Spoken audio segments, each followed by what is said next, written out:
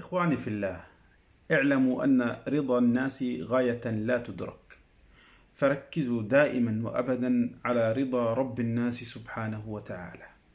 وفي هذا يقول الإمام الشافعي رحمه الله: ضحكت فقالوا ألا تحتشم، حزنت فقالوا ألا تبتسم، بسمت فقالوا يرائي بها، عبست فقالوا بدا ما كتم، صمت فقالوا كليل اللسان، نطقت فقالوا كثير الكلم، حلمت فقالوا صنيع الجبان، ولو كان مقتدرا لانتقم، بسلت فقالوا لطيش به، وما كان مجترئا لو حكم.